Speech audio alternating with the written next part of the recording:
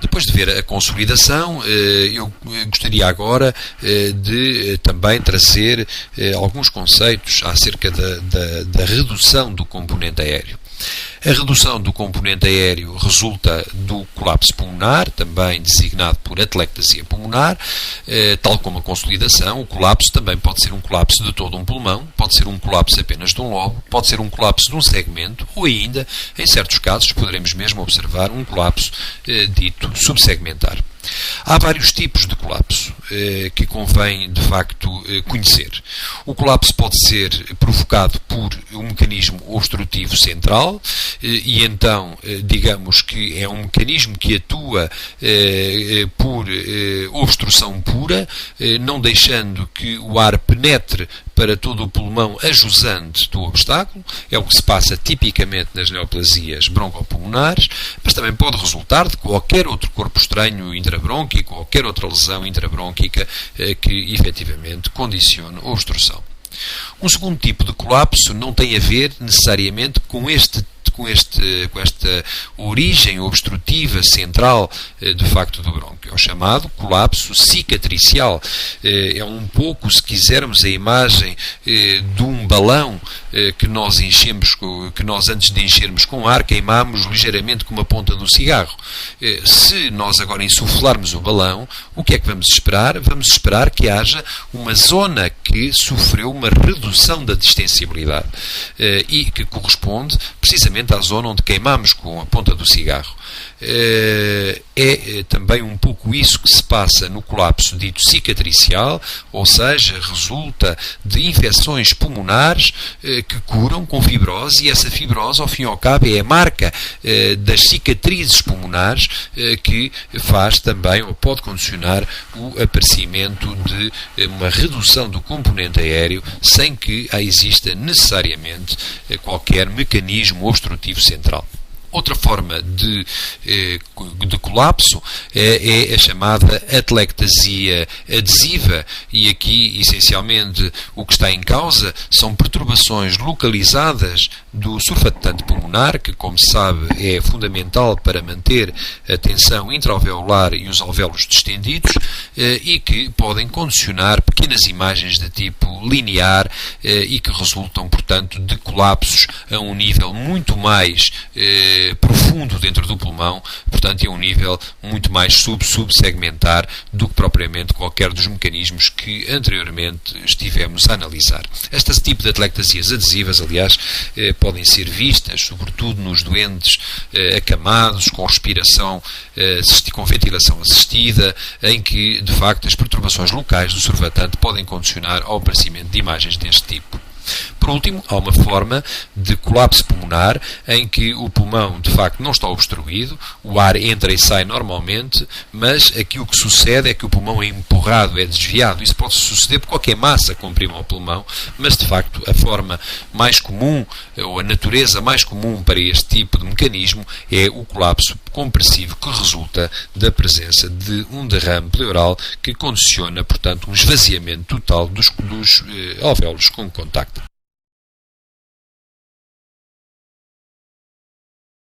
Falando assim do colapso pulmonar e entendendo aqui o colapso pulmonar como aquele que mais nos interessa diagnosticar, já que é um dos sinais radiológicos que mais vezes está associado à presença de uma neoplasia broncopulmonar, sobretudo central,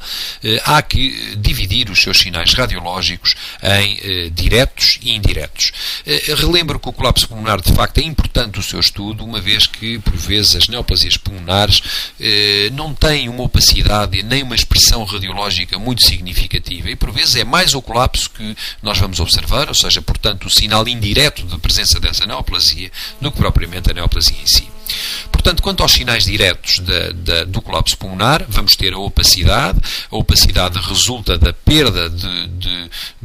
ar dentro daquele lobo pulmonar, imaginemos, que terá uma distribuição que tenderá a ser triangular com vértice no hilo, portanto, que é a distribuição habitual dos segmentos pulmonares e dos lobos pulmonares, como conhecemos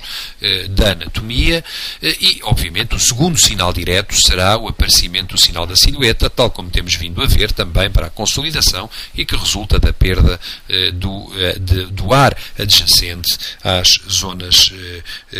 com opacidade de sindesmoles adjacentes com contacto, nomeadamente com o mediastino. Quanto aos sinais indiretos, os sinais indiretos podemos ver todos os sinais que resultam de facto do repuxamento de um pulmão que é elástico e que de facto agora está a condicionar uma retração significativa sobre as estruturas normais. Assim podemos ver um repuxamento do hilo, agora depende do tipo de colapso que está em causa, por exemplo, o hilo pode estar desviado para cima se for do lobo superior, desviado para baixo se for do lobo inferior, um desvio das cisuras da sua posição habitual, de que foi também exemplo aquele caso que mostrei, até associado a uma consolidação, a uma pneumonia, mas em que havia desvio da cisura por perda do volume aéreo, um desvio das normais estruturas do mediastino, um desvio do próprio mediastino, um desvio da traqueia para o lado do colapso.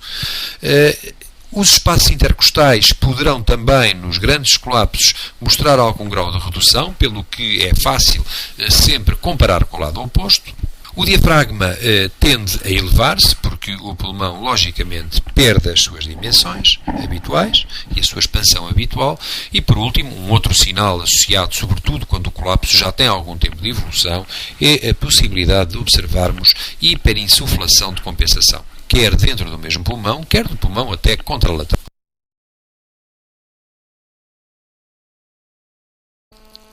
Este diapositivo serve para que se possa fazer uma rápida revisão de todas as estruturas anatómicas normais que devem ser conhecidas e referenciadas numa radiografia do tórax. Estão aqui, basicamente, as grandes estruturas. Eu chamaria sobretudo a atenção para a posição perfeitamente mediana da traqueia sobre as apófises espinhosas, a visualização de todo o contorno mediastínico, as imagens correspondentes aos hilos, a sua localização comparativa entre o lado direito e o lado esquerdo, os espaços intercostais, a posição do diafragma. São, de facto, as grandes referências que nós temos, portanto, e este diapositivo está aqui colocado com a intenção de se poder, de facto, fazer uma breve revisão destas estruturas anatómicas.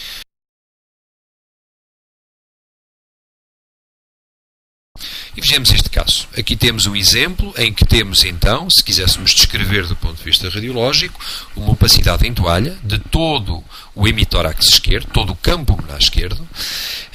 Nós deixamos de ver a silhueta cardíaca. Portanto, praticamente o coração mergulhou dentro desta opacidade e esta opacidade corresponde ao colapso total do pulmão esquerdo e, como tem densidades semelhantes, eu vou deixar de o reconhecer.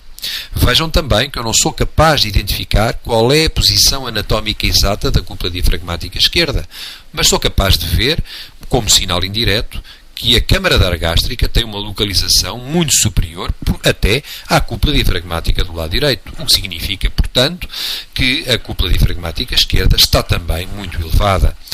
Vejam, por último, que o pulmão direito tem uma hiperinsuflação de compensação, chegando mesmo a passar através das linhas de junção do mediastino, essencialmente neste caso é a linha de junção anterior por onde o pulmão direito hernia para passar para o lado oposto e, de facto, portanto, é também um sinal, como referi, indireto, resultante na tentativa de compensar, portanto, a perda de capacidade funcional respiratória do pulmão esquerdo. Ainda, por último, outro sinal que é o desvio da traqueia. Comparem com o exemplo anterior, veja o grande desvio da traqueia para o lado esquerdo. Neste exemplo, nós podemos ver e que tenta explicar um pouco o sinal da silhueta, agora comparando com a anatomia seccional, em que verificamos que a pequena cisura ou cisura horizontal, que tem, como sabemos, uma disposição transversal na radiografia posterior, tem agora uma orientação oblíqua, há uma opacidade em toalha, verifiquem também que é relativamente homogénea sem broncograma aéreo, facto que também podem observar no corte de taque que lhe está adjacente, portanto, é o aspecto típico de um colapso do lobo superior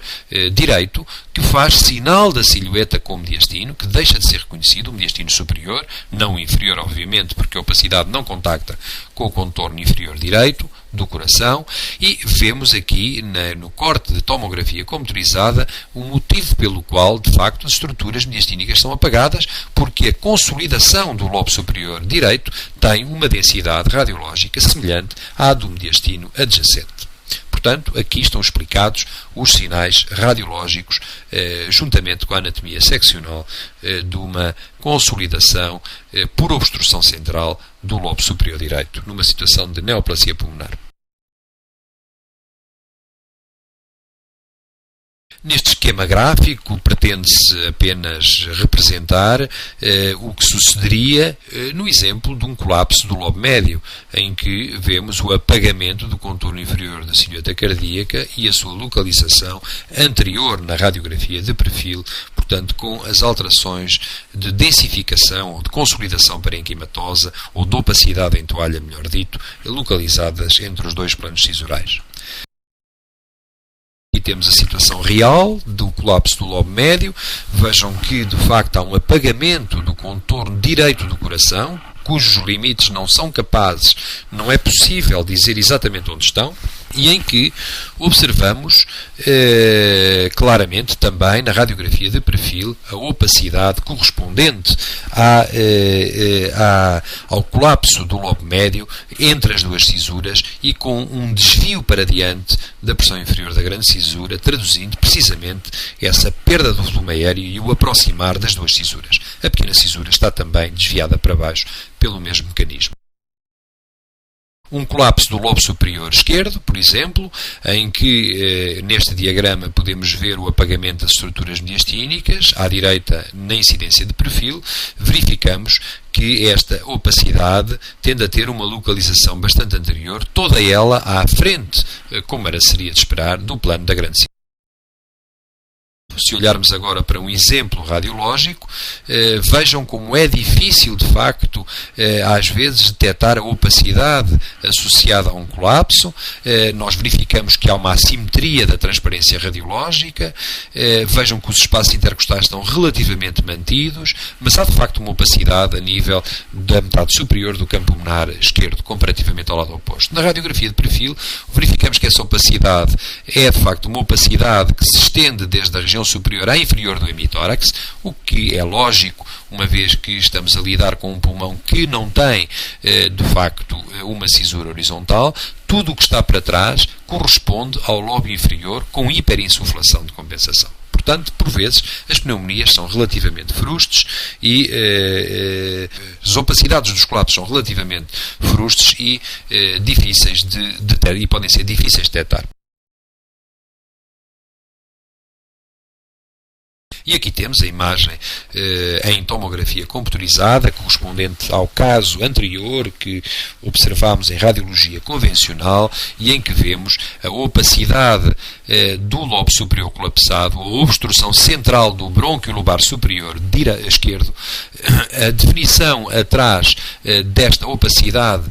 pela grande cisura e, de facto, o encosto desta opacidade ao mediastino, condicionando a este nível apagamento das estruturas e de facto, portanto, o seu não reconhecimento. De reparar ainda que existe uma muito pequena faixa de derrame pleural associado do mesmo lado. Outros exemplos, apenas para rapidamente demonstrar, uma vez que o colapso obstrutivo é sem dúvida o mais importante, é o exemplo do colapso cicatricial, aqui um caso de tuberculose pulmonar, como expliquei com o exemplo do balão, são várias imagens reticulares, os hilos deixam de ter a localização habitual, passam a ter uma localização muito mais alta, há um repuxamento, um desvio da traqueia, um desvio angular da traqueia para a direita, tudo isto está associado não ao tal mecanismo do obstrutivo central, mas sim a colapsos cicatriciais provocados por fibrose reparativa do parênquima. E por último, no slide da direita, podemos ver o que corresponde a um colapso compressivo provocado por derrame pleural, em que, portanto, o pulmão é como que espremido e esvaziado de ar devido à grande acumulação de líquido dentro do saco pleural. Este é o exemplo de um paciente num serviço de medicina intensiva com perturbações respiratórias em que vemos em ambos os campos pulmonares duas imagens lineares de orientação oblíqua próximos das regiões hilares. Este é o aspecto que se pode esperar nas tais atelectasias lineares ou discais, se quiserem, e que resultam de perturbações locais da ventilação pulmonar, com colapsos muito distais, portanto, colapsos alveolares localizados e que podem produzir, de facto, imagens deste tipo, as quais, logicamente, podem ser perfeitamente reversíveis, uma vez que o paciente consiga melhorar da sua função respiratória.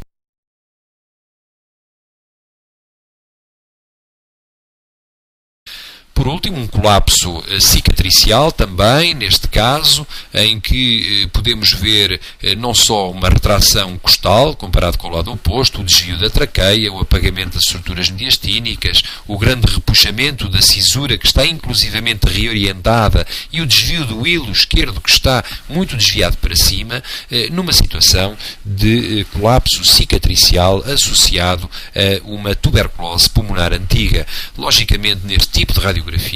também o radiologista não pode predizer se existe ou não uma tuberculose em atividade. O que pode limitar-se a explicar e a descrever é as alterações encontradas, a que é que correspondem, portanto já vimos a colapso cicatricial, mas existem alterações parenquimatosas com broncograma aéreo, como podemos ver, e aqui não é possível dizer se tratam de lesões puramente residuais ou se, pelo contrário, ainda persiste a atividade da doença. Portanto, mais uma vez, a conjugação com todo o cortejo clínico e laboratorial é fundamental para um correto diagnóstico destes pacientes.